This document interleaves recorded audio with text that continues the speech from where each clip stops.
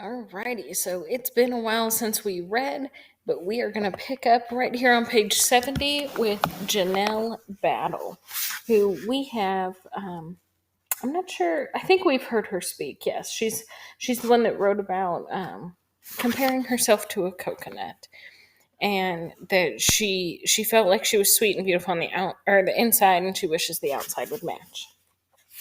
So here we go, page 70, Janelle. Tyrone said something to me today, but I didn't hear him. I'm having trouble getting Judy Ann's poem out of my head. Even Lupe said it was a surprise. We all thought Miss Fifth Avenue was self-confidence with a capital S, but her poem was all about wishing she could make herself over. I know what that's like, which is what I tried telling Judy Ann the other day. Boy, was that a mistake.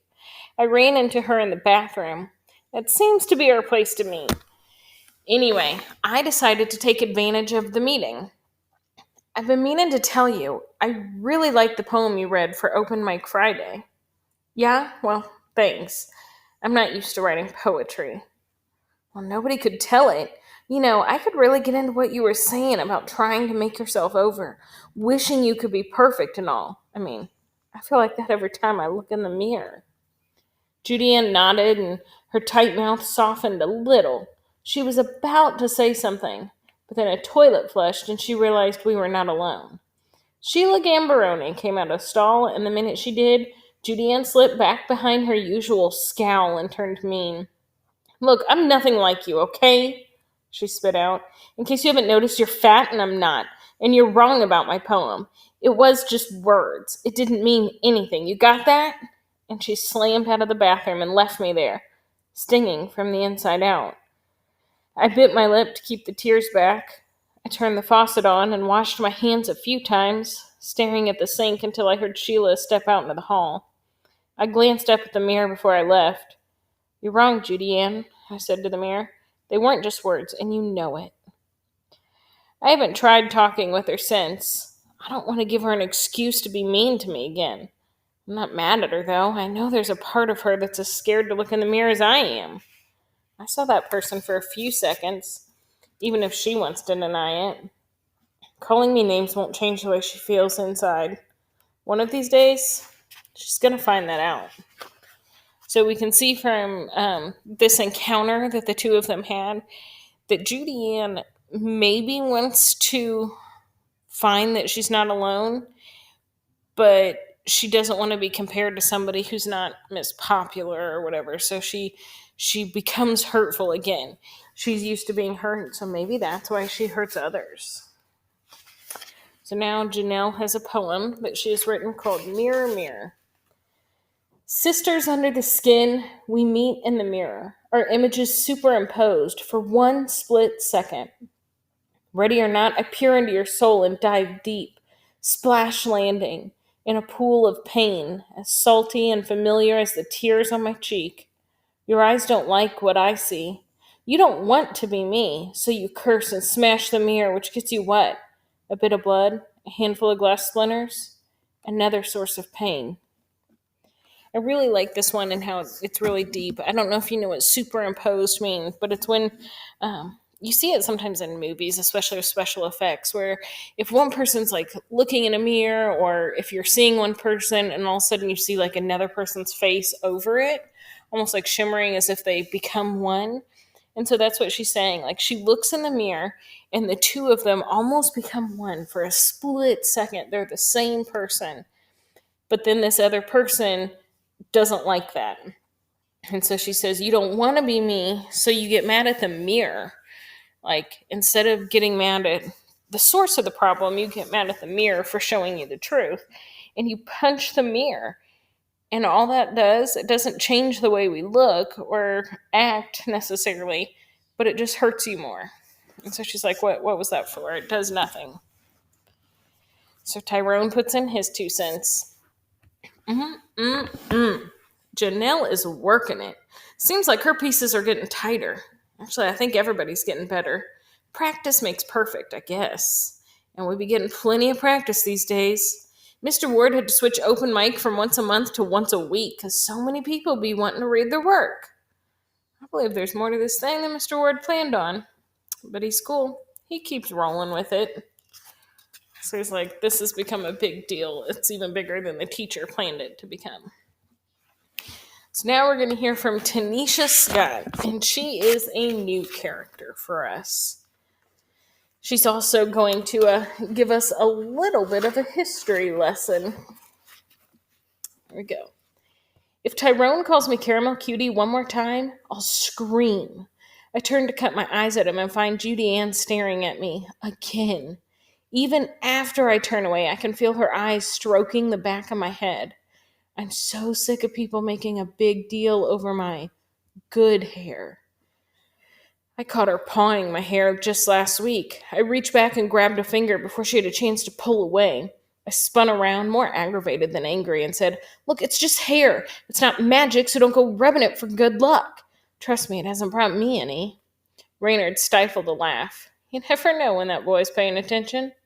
Of course, Judy Ann made out like she didn't know what I was talking about, swearing up and down she hadn't touched a single hair on my head. But I'd seen that hungry look in her eyes, like I had something she wanted. It was the same look my cousin Faith always gives me just before she says, "I sure wish I had good hair like yours," or "I wish I was light like you," followed by, "Then boys would like me better," which isn't true, if you ask me. But try telling that to my cousin, or to Judy Ann. If she doesn't quit bugging me, I'm going to ask Mr. Ward to change my seat. So, already, this is a cultural thing that not many people in this area have experienced. But in this area of the Bronx, as we've kind of talked about before, there are different shades of African American people, just like there are different shades of white people. Our skin comes in so many different colors, and there's a spectrum of colors. And what it's saying, or what she's saying, is that the lighter black students are considered prettier or more desirable. And so the darker skinned of the black students are jealous of that. Just like, um, you know, sometimes with white students, paler students wish they were tanner or whatever it might be. There's a shade that people are envious of. And in this area, it happens to be her skin tone, which Tyrone calls her caramel cutie. So it's a lighter skin. And she also discusses her hair. And black people have different hair textures and styles than white people. It requires different maintenance and everything. And what she's alluding to is her hair is straight, thinner, possibly more similar to a white person's hair than the typical or average black person's hair. And so the black students are jealous of her that she has, as they say, good hair and good skin. They wish they could be more like her. So she's frustrated with it. All right, pick it up. She's why I chopped all my hair off last year. Well, people like her. My mother freaked when she saw me. My bangs were cut straight across my brow, and the sides were sort of squared at the neck. I looked like a clown minus the red nose. It was the best I could do on my own, and it looked better than that time I washed it in detergent to kink it up so I could have an afro like my cousins. Anyway, Mom hated it so much she finally forked over money for a visit to the hair salon to have it cut professionally. Served her right. I'd begged her to let me cut it off before. "But your hair's so beautiful," she'd say. "Why would you want to cut it?" My mind flashed to the school cafeteria that afternoon. I'd walked past a group of would-be girlfriends who sucked their teeth at me and said my name like it was curdled milk they couldn't wait to spit out. "Here come Miss High Yella thinking she's all that with her so-called good hair," said one. "Far as I'm concerned, she ain't nothing," said another. "Less than nothing," said a third. I shook off the memory. "Look, Mom," I said, "you don't understand." But she wasn't listening. "Most girls you know would kill to have your hair," she said. "That's just it, Mom. They hate me for it, and they hate my skin. I can't do anything about my skin, okay? But my hair, I can fix." I lost the argument, of course. Then 3 weeks later, I cut it anyway. It's growing back now, and I've decided to let it. I mean, it's not like I can win, you know? I've tried dressing down in t shirts and baggy pants with no makeup, and it's still either come here, pretty mama, from cocky boys like Wesley, who I have absolutely no use for, or getting grief from girls I used to want as friends. I even thought about getting brown contact lenses once to cover up my green eyes, but my friend Sterling talked me out of it. He's light skinned too, so he knows where I'm coming from. He said he used to twist himself into a pretzel over it until he realized God loves him just the way he is. Besides, he told me, if I did start wearing colored contacts, those girls would only say I was trying to be something I'm not. And he's right. So I give up. Let them say what they want. I'm not a skin color or a hank of wavy hair. I'm a person. And if they don't get that, it's their problem, not mine. I'm better off with friends like Deandra and Janelle, who know I'm more than what I look like. They know I've got a brain, and I know how to use it. They're no dummies either. That's why I asked Mr. Ward if the three of us could do a group project on women of the Harlem Renaissance for extra credit. We had our first meeting at my house. Can we do Zora Neale Hurston? Asked Janelle. I know we read Their Eyes Were Watching God in class, but she wrote a bunch of other stuff too. You're right, I said. Good idea. I picked up my pad and wrote Z. Hurston at the top. Okay, that's a good start, but I think we should cover some women you don't hear so much about. Like Georgia Douglas Johnson. I read some of her work in a book called 3,000 Years of Black Poetry. I'd never heard of her before, and I bet nobody else in class has either. Cool, said Deandra. Maybe I should read that book and see if I can get a couple of ideas. You can borrow it from the library, I said. Soon as I return it, that is. We all laughed. I'm notorious for turning library books in late. Meanwhile, Deandra, you can start working on portraits of these sisters so we can use them for our report covers when we're done. I didn't wait for her to volunteer because I knew she wouldn't. For somebody who has talent, she spends an awful lot of energy hiding it. But I figure if enough people tell her she's good, she'll start believing it. That means people actually have to see her work. I'm going to make sure they do, even if I have to keep volunteering her for projects till we graduate. She's not about to say no to me. She knows I'm stubborn when I want something. Fine, says Deandra. I'll do the portraits, but don't look at me when Mr. Ward sees those report covers and busts out laughing. Laughing? What do you mean laughing? Janelle and I look at each other. I nodded, and on the count of three, we jumped on Deandra and tickled her till tears of laughter squirted out of her eyes. Them's my girls. They don't care what I look like. They know the only difference between my color and theirs is that the slave master who owned my family raped my great great grandma instead of theirs. Like my dad says, that ain't nothing to celebrate or be stuck up about. All right, so Tashina, or Tanisha, I always mess that up. Tanisha is considered gorgeous by everyone. Everyone thinks she's absolutely breathtaking, and she hates it. She wishes she didn't look so good because she's hated by the girls for that. Sorry about the sound. That's the clock in my house. It sings on the hour. So she's hated by all these other girls because they wish they looked like her. They're jealous of her, and so she wishes she didn't look the way she did. And as she tries to make changes, they just hate her for those. And so she realizes if she tries to make any more changes, people are going to say she's trying to be something she's not, and that she's a fake. And so she can't win no matter what. So she kind of gives up. And then she talks about the history of why she looks different. Typically, if you are lighter skinned African American, it's because you somewhere in your family tree, white, you have white lineage or white ancestry, and more often than not in the United States, what that means is that a slave master and a slave produced a child. Often, again, not something that the slave mother would ask for. So, as she alludes to here, she says the slave master raped my great great grandma. That's why I have white blood in me, because my great grandma was raped. And she's like, and that's not something we're proud of. Like, it's not something to be happy about or wish that you could have that too. All right. So she reads her poem, and obviously she's going through this identity moment here where people don't believe she's black enough because of her skin tone. And so she wants to set the record straight. So her poem is called For the Record.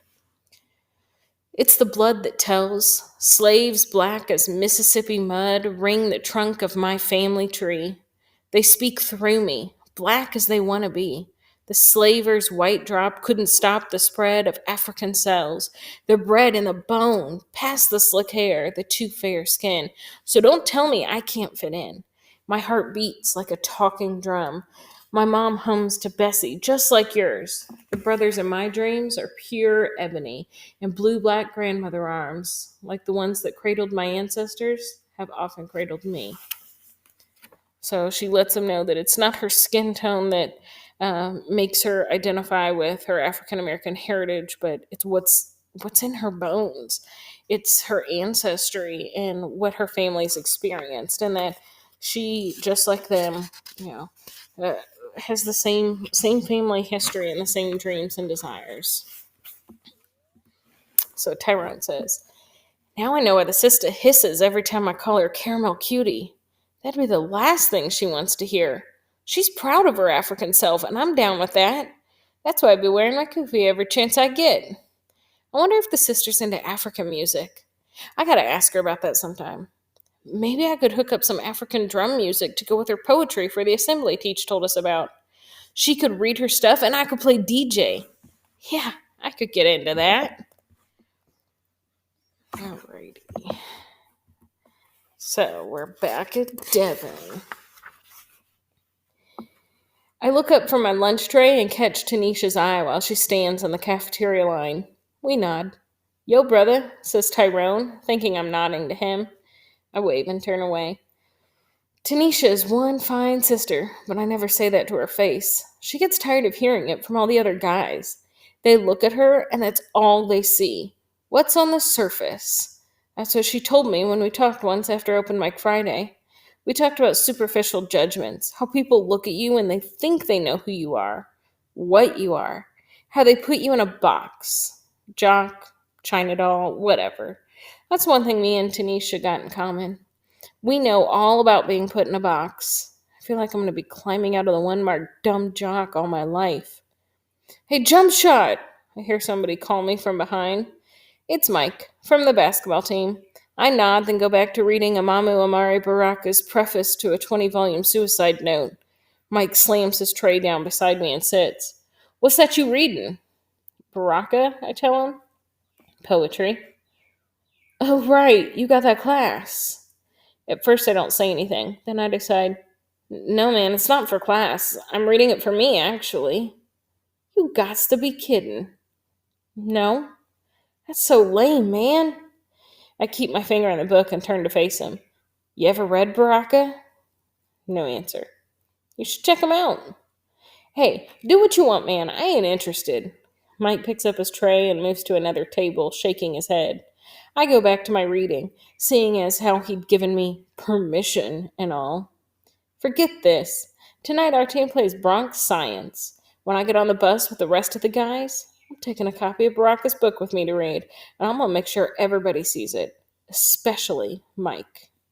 All right, so we can see this change that Devon's already had. Remember, he's this basketball star who also loves reading and loves poetry and learning about certain things, but he knows that it's not cool, so he hides it. He's the one that talks about going to sneak a read in the library. And he's decided he's had enough. So he's gaining some confidence, it sounds like, from these poetry readings. And he's basically saying, look, when I get on the bus to go to the game tonight, I'm going to read, and I'm going to read in front of everyone. I don't care who sees. Like, they're going to see the real me. So now we have his poem, and it's called Black Box. And this, hands down, is my favorite poem in this entire book. It is so much figurative language, your mind will reel, but we'll go through it. And he talks about in the story as well, what we just read about putting people in a box. And it's like labeling people. Like here you might have, these are the athletes, these are the, I don't know, the country boys, these are the, I don't know, drama queens, maybe, I don't know.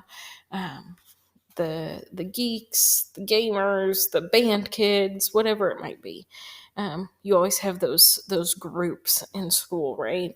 And so that's your box. That's what you're put in, basically. So this is his poem, Black Box. In case I forgot to tell you, I'm allergic to boxes. Black boxes, shoe boxes, new boxes, you boxes, even cereal boxes, boasting champions. It's all a lie. I've peeked inside and what I found were flakes. Make no mistake, I make no exceptions for Cracker Jack or Christmas glitter. Haven't you noticed? I'm made of skeleton, muscle, and skin. My body is the only box I belong in. But you like your boxes, so keep them. Mark them geek, wimp, bully. Mark them China doll, brainiac, or plain dumb jock. Choose whatever box you like, Mike. Just don't put me in one, son. Believe me, I won't fit. Oh, that's like a mic drop one, right? So again, he talks about the boxes that we're all in, and how there's so many boxes. But he says he's allergic to them, which obviously you can't be allergic to your label. But he's like, I'm tired of this. It makes me sick just thinking about it. And he says, even cereal boxes boasting champions. It's all a lie. I've peeked inside and what I found were flakes. If you don't know that reference, it used to be on like Frosted Flakes cereal. They would boast is like brag, but like the front of the box would have like an Olympic gold medalist and all these champions, and like, oh, you could be just like them. And he's like, I've seen these boxes that say that they're full of champions, but when I look inside, all I found were flakes, which is a play on words. It's a pun because it's, well, cornflake cereal, so flakes. But a flake is also a fake or a phony. So it's like you say you're a champion, but when I look inside, you're full of fakes. And then he says he has no exceptions. Doesn't matter if you're sparkly or whatever. He says we're all made of skeleton, muscle, and skin. And so the box, the label you have is just him. And he's like, but you know what? If your box makes you happy, if being labeled as just a jock is what makes you happy, then fine. You can do that. You can keep all your boxes, but don't label me. Don't make me be in a box. I'm going to be whoever I want to be. And Tyrone says, the brother's right. I look around this class and nobody I see fits into the box I used to put them in. Starting with Mr. Ward. I figured him for a lightweight do-gooder who would last about 5 minutes in this neighborhood. But he's stuck. He got this poetry thing going. He even reads his own stuff sometimes. He's okay. Devin's okay too. I don't know how bright the other jocks are, but there's nothing dumb about this brother. Mr. Ward says you have to take people one at a time. Check out what's in their head and heart before you judge. Word.